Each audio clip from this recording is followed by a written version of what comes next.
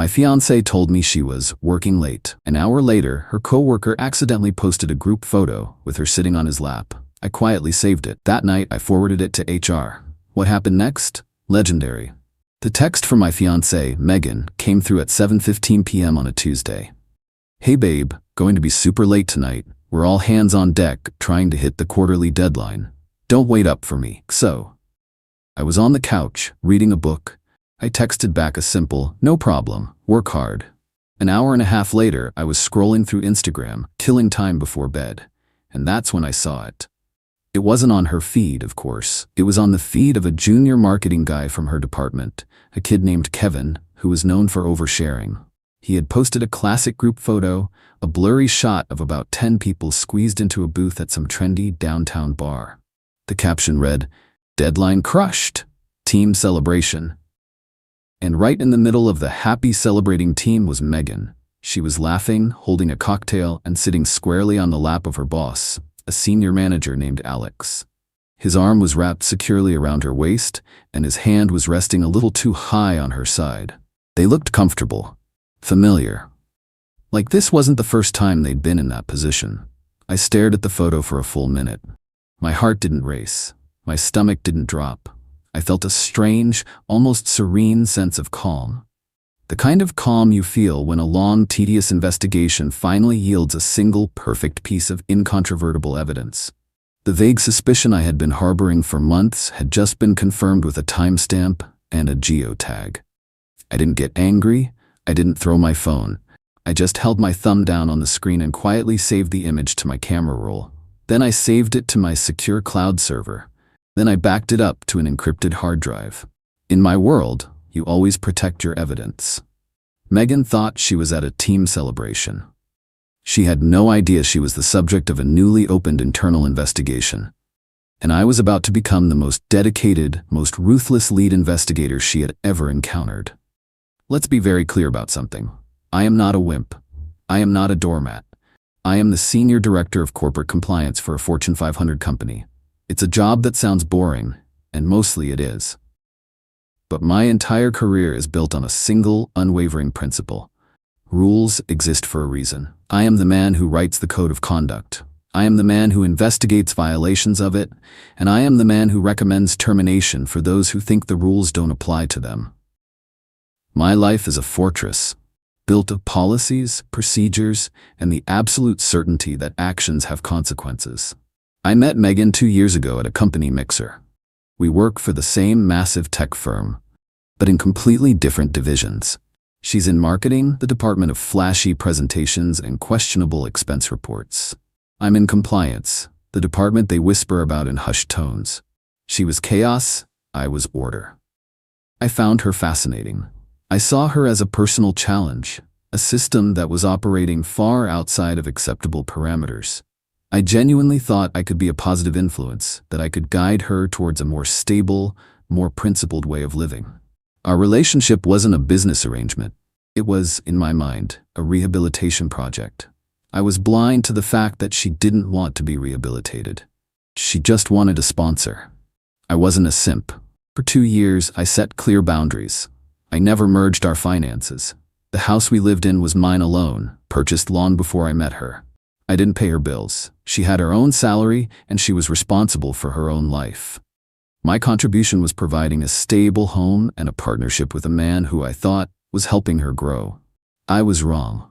I wasn't helping her grow. I was just providing a secure base from which she could launch her own deceptive operations. The photo wasn't just a personal betrayal.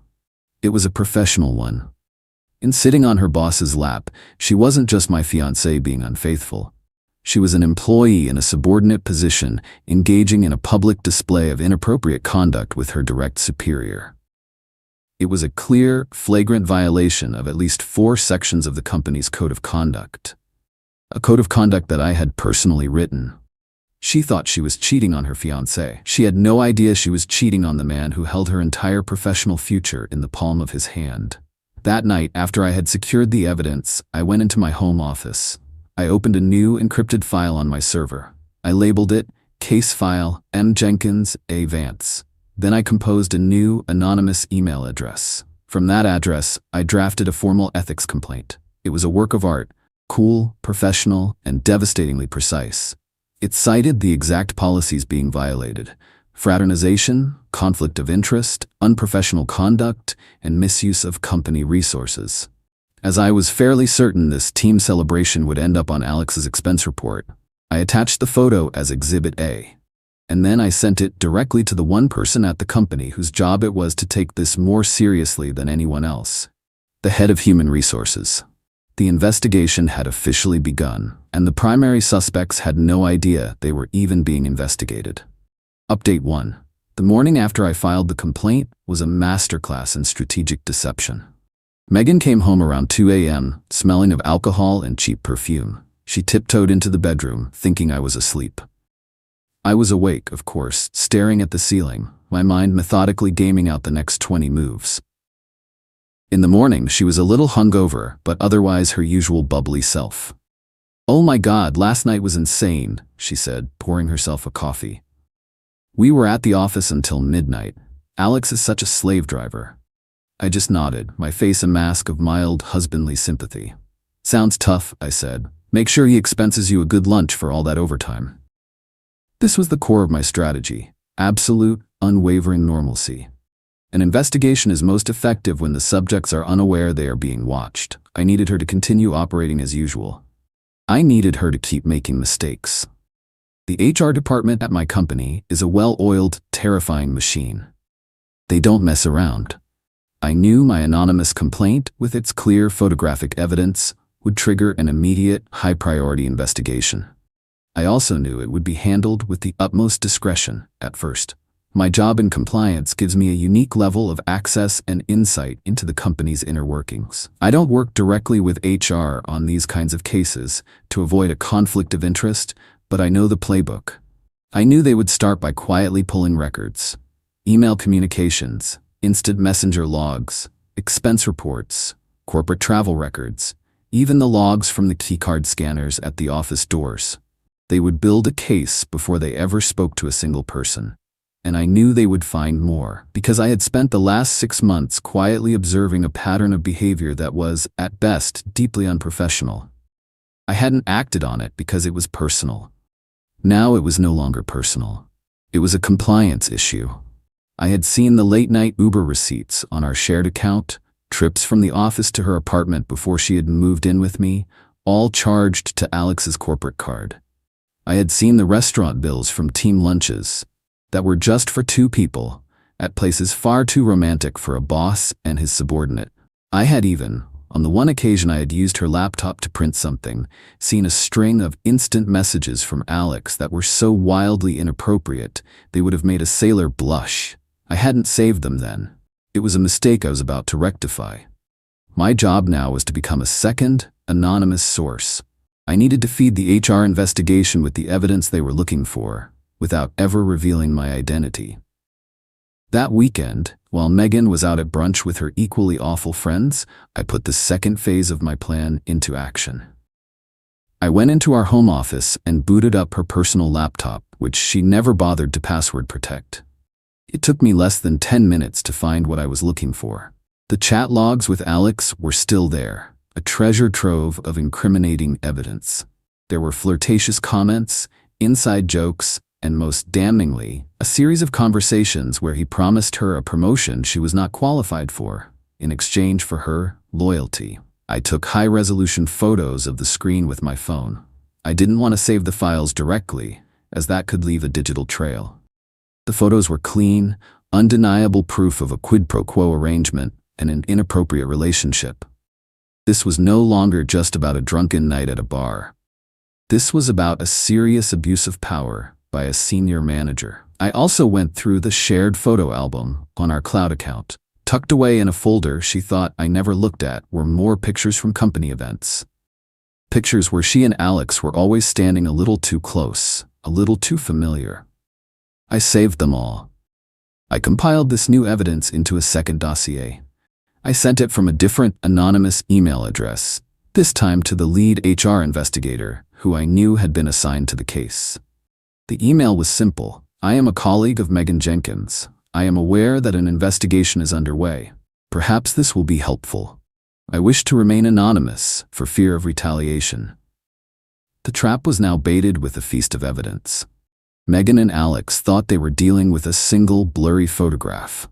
They had no idea I was about to drop an entire filing cabinet on their heads. The first sign that the investigation had escalated came the following Tuesday. Megan came home from work looking pale and shaken. "The weirdest thing happened today," she said, pouring herself a very large glass of wine. "HR called me into a meeting, and Alex too separately. They were asking all these strange questions. About our working relationship, about after-hours events, about expense reports. It was so intense. I put on my best concerned fiancé face. "That does sound weird," I said. "What's it about?" "I have no idea," she lied, her eyes darting away from mine. "Alex thinks someone might have a grudge against him and is trying to get him in trouble. We both just told them we have a great professional working relationship. It was all a big nothing." I just nodded. "I'm sure it is," I said. Lying to HR during a formal investigation. A fireable offense in its own right. The pieces were all falling into place more perfectly than I could have ever imagined. She had no idea she was confessing her own career suicide to me. She thought I was her safe harbor. I was the one who had sent the torpedo. Update 2. The week following the initial HR interviews was a beautiful, slow-motion car crash. Megan and Alex had made the single most fatal error a person can make in a corporate investigation. They had lied, and they had lied about the same things, which meant their stories were now locked in. They were standing on a trapdoor, holding hands, completely unaware that I was the one with my hand on the lever. The HR investigator, a sharp, no-nonsense woman named Linda, now had their official on-the-record statements. Statements that claimed a purely professional relationship. Statements that I knew were about to be systematically dismantled by the evidence I had provided. The next move in the playbook would be a forensic audit of their corporate accounts, and this is where my own expertise came into play. I knew exactly what Linda would be looking for, and I decided to help her find it. On Wednesday, I sent a third and final anonymous email. This one was more technical. It pointed her towards specific dates and specific expense reports filed by Alex. It highlighted a dinner on a date when I knew Megan and I had been at a family function, meaning the team dinner Alex had expensed was with someone else. It flagged a hotel bill from a business trip to a city where the company had no clients, a trip I knew Megan had also been on for a friend's bachelorette party. This was the kill shot. It gave the investigation a precise roadmap to their deception.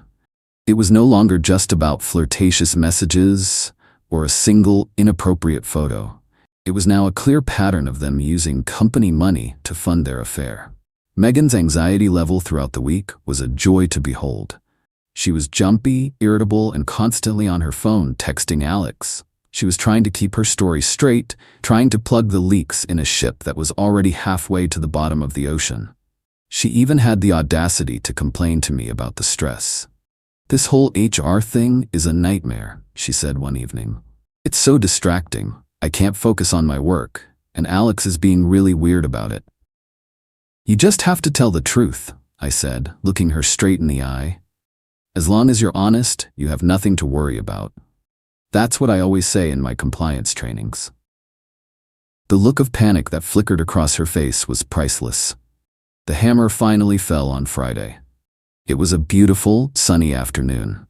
I was in my office, reviewing a new draft of our anti-corruption policy, when I got a company-wide email. It was a sterile, corporate announcement from the head of the marketing division. "We are writing to inform you that Alex Vance is no longer with the company, effective immediately. We wish him the best in his future endeavors."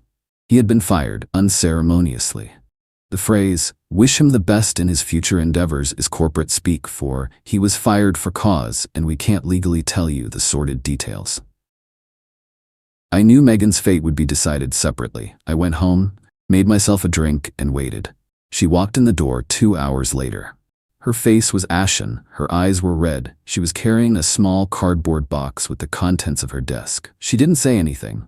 She just walked to the couch and sat down, staring into the middle distance. "Rough day?" I asked, my voice dripping with fake sympathy. She finally looked at me. "They fired Alex," she whispered. "They called me in right after." They showed me everything: the photo, the chats, the expense reports, the hotel bill. She started to cry, quiet, defeated tears. They know we lied. They suspended me without pay pending final termination. I let the silence hang in the air for a long moment. I let her sit there, stewing in the wreckage of her own life. Then I walked over to the coffee table and placed a single, printed photograph on it, face up. It was the picture of her on Alex's lap. Her head snapped up. She stared at the photo, then at me. And in her eyes, I saw the final, horrifying pieces of the puzzle click into place. "It was you," she said, her voice barely a whisper. "The anonymous complaint. It was you." I didn't say anything. I just took a slow sip of my drink. Final update. The confrontation in the living room was not the dramatic screaming match she probably expected. My revenge was never about being loud. It was about being right. "Why?" she asked, the tears now flowing freely. "Why would you do this to me?" I finally sat down in the chair opposite her. "Let me explain this to you in terms you might understand," I began, my voice as calm and steady as if I were conducting a disciplinary hearing. "You and I work for a company that has a code of conduct, a set of rules that we all agree to abide by. It's the foundation of our professional lives. It's what ensures a safe, fair, and ethical workplace." I leaned forward. "You didn't just cheat on me, Megan. You violated corporate policy. You engaged in an inappropriate relationship with your direct superior. You participated in a scheme to defraud the company by falsifying expense reports. And then, when questioned by human resources during a formal investigation, you lied. You committed perjury." She just stared at me, dumbfounded. She had never considered that her personal betrayal had a professional dimension. "I am the Senior Director of Corporate Compliance," I continued. "My entire job, my entire professional identity, is built on enforcing those rules. The rules you so casually and repeatedly broke. You complain about my job being boring, about me being too rigid. But that rigidity, that absolute adherence to the rules, is what keeps our company from falling apart. It's what I believe in." "So when I saw that photo," I said, tapping the picture on the table, "I didn't just see my fiancé on another man's lap. I saw a clear and present threat to the integrity of the system I am sworn to protect. I saw a compliance failure, and I did my job. I reported it just as any employee is obligated to do." "You destroyed my life over a rulebook," she sobbed. "No," I said, standing up. "You destroyed your life because you have no integrity. You thought you could live in a world without rules, without consequences. You thought you could have my stability at home while you broke the rules at work. You failed to understand that for a man like me, they are the same thing. My personal life and my professional life are governed by the same code of conduct. You violated both. The consequences are simply the system correcting itself." I walked to the front door and opened it. "Your employment at the company is over. Our engagement is over. Your residency in my house is over. I have packed a suitcase for you with a few days' worth of clothes. It's by the door. I will have the rest of your belongings professionally packed and sent to your parents' house by the end of the week." "Where am I supposed to go?" she cried. "That is a logistical problem that falls outside the scope of my department." I said, "Goodbye, Megan." I left her there, sitting on the couch, and went for a long walk. When I came back 2 hours later, she and her suitcase were gone. It's been a month now. The company finalized her termination. Alex, I heard, is unemployable in our industry. The story of his firing for having an affair with a subordinate and falsifying expense reports has spread like wildfire. Megan, as promised, had to move back in with her parents. Her career in tech is over. She has no money, no job, and a reputation that is in absolute tatters. My revenge wasn't a crime of passion. It was a compliance review. I took her blatant disregard for the rules of our relationship, and I held it up against the cold, hard, unforgiving rules of the world she thought she could conquer. She was audited, and she failed. Spectacularly. She thought she was just playing a game. She never understood that I was the one who wrote the rulebook. And the house always wins.